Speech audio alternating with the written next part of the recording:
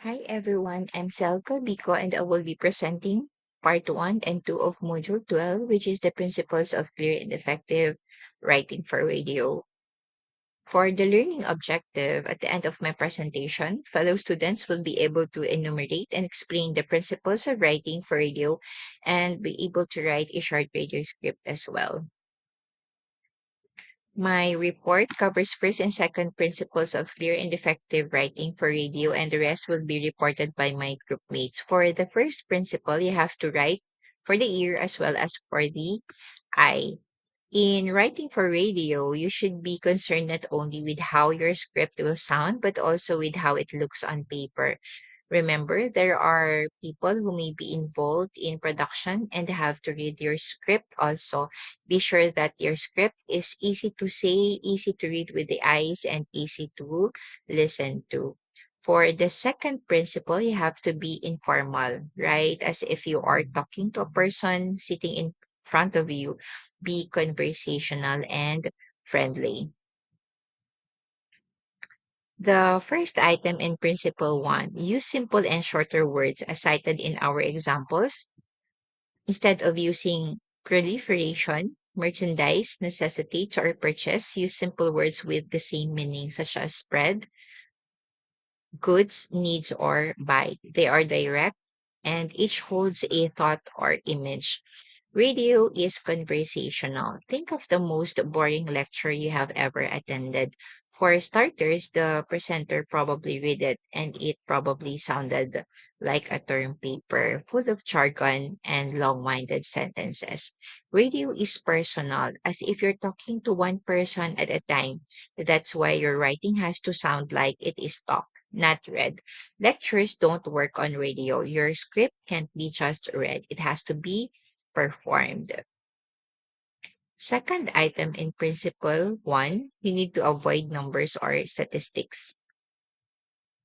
Round out all numbers. Most people can only remember one or two numbers at a time, so keep them to a minimum. Round the ones you do include in the copy. For example, instead of saying 56,978 kavans of rice, say nearly 57 kavans of rice. Good writing is good writing, whether you're writing for radio, print, TV, or the internet. A lot of the same basics apply. Clarity, good organization of your thoughts, themes, and a vocabulary that your listeners will understand are all important. Third item in Principle 1, for complex or long words, make them easier to read. Radio writing has to be tight and clear and above all interesting. Over the air radio has been called the theater of the mind because good writers can conjure up images for listeners, but most radio news it's heavily formatted into tiny story slots, so you need to be as clear, descriptive, and direct. For the fourth item of Principle 1, you have to be conscious of sound clashes. Avoid alliterations. Do not repeat the initial sound or nearby words or syllables. For example, their organization plans to organize a conference. The word organization and organize are considered sound clashes. Another example, they marketed imported good at Los Baños Public Market. The word marketed and market are considered sound clashes. Fifth item or principle 5 is to avoid sibilants or popping sounds. Avoid sibilants such as words with S, Z, C, H, J, Z, H. Sibilants produce whistling or hissing sounds. A series of sibilant words can be difficult to read and distracting to hear. Popping sound, on the other hand, are words with B's and P's. The microphone easily picks up this sound if the announcer is not careful in pronouncing them.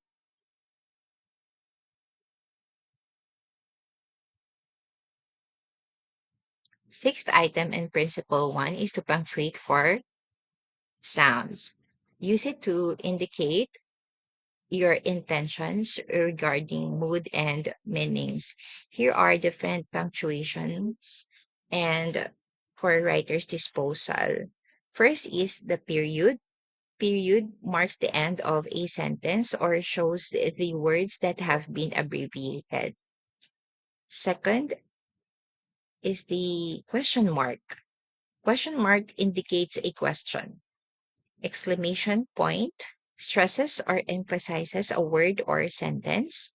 Quotation marks indicates word for word quotation. Semicolon used between main clauses that are not joined by and or for nor or but.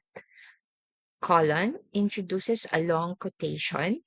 Dash shows hesitancy, omission of letters or a name or a sudden break in the line of thought.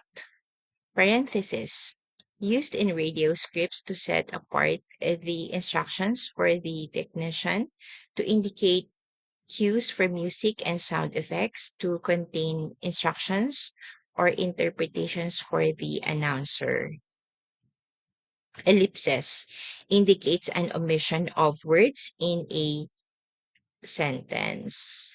And lastly, comma, it indicates separation of words, phrases, or clauses from others to which they may be related but with which they are not necessarily closely connected in the structure of the sentence.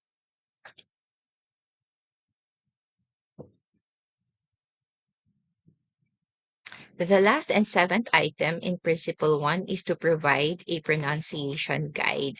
This will keep the broadcaster from mispronouncing words, names of persons, places, or things. Example, Bordeaux and University of Phnom Penh. So you have to spell it out like BOR-TOO. And for Phnom Penh, you have to spell it out P-NOM-PEN. Indicate proper pronunciation of difficult words or names in brackets. Set apart the syllable to be stressed. Now let's move to our second principle, be informal. Write as if you're talking to a person sitting in front of you. Keep it short and fast. Every second counts. Write short sentences with one basic idea in each. We are trying to cram information into people's ears. One short line at a time. Long, complicated sentences full of big words don't make you sound smart. Say what you mean, throw away all unnecessary words, and try to maintain a conversational style. Write the way you talk. Each sentence should be brief and contain only one idea. We do not always talk in long sentences. Shorter sentences are better in broadcast news writing. Each sentence should focus on one particular idea. Be simple and direct.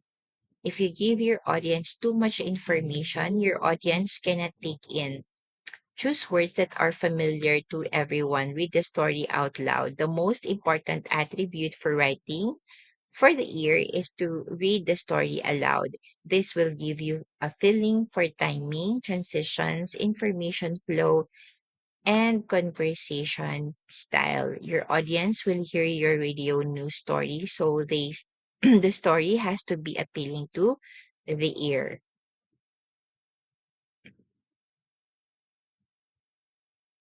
In principle 2, write using the first and second person, such as I, we, us. You also use contractions. Contractions can be useful in informal writing, especially to resemble spoken conversation. For example, instead of using you are, they have, cannot, you use your, they've, and can't. Some instructors may suggest that you avoid contractions in journalistic writing. On the other hand, contractions can help your writing seem more informal and inviting. They're often used to make the complexities of grammar seem less scary. Contractions may also be used in broadcast writing to resemble everyday speech. Here's an advice from the Associated Press. Avoid excessive use of contractions. Contractions listed in the dictionary are acceptable. However, in informal contexts where they reflect the way a phrase commonly appears in speech or writing.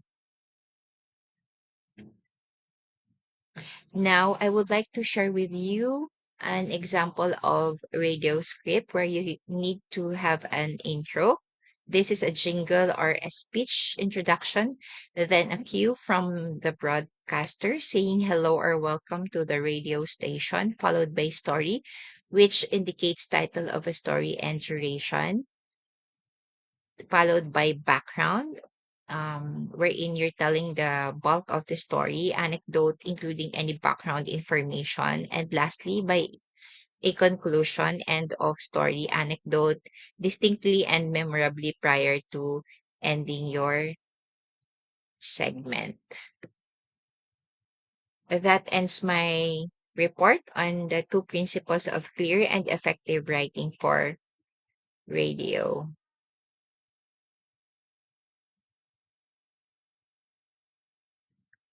In conclusion, writing a script for your radio program is a great way to ensure you are prepared.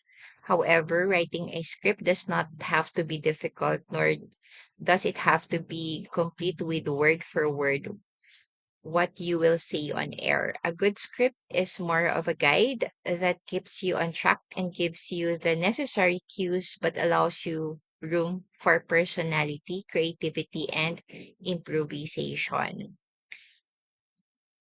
Some people may be afraid that writing scripts can make you sound artificial. Planning and rehearsing a script simply gives you conscious control over what you say, while on the fly presenting may occasionally work for some people with natural or trained speaking talent. For most people, you'll get better results by using a script. This doesn't mean you can't be spontaneous. If you use scripts, but writing scripts for your radio broadcast can produce significant benefits. Some of the most important benefits include planning your content to maximize listeners' engagement and trust, providing a fallback structure in case you struggle over what you say next, avoid dead air time. Planning your content to maximize listeners' engagement, trust, you can plan exactly what to say when you write a script for your broadcast. This gives you better control over organizing your presentation and choosing your words for the desired effect on listeners. You can consider different versions of your script to determine which will sound better for your audience. Tweaking your script to tailor it for your listeners improves the quality of your content, helping you communicate more clearly, deliver more informative presentations, and provide better entertainment value. This helps you maximize audience engagement and earn the trust of your new listeners. Your audience will appreciate your extra effort in planning your broadcast, even if they don't know what that it's scripted.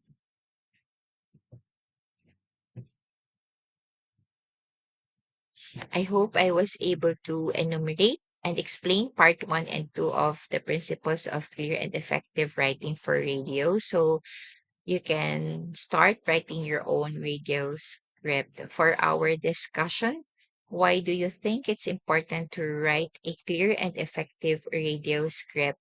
And in the future, and in your future radio program, would you recommend having a radio script? Explain why. Thank you.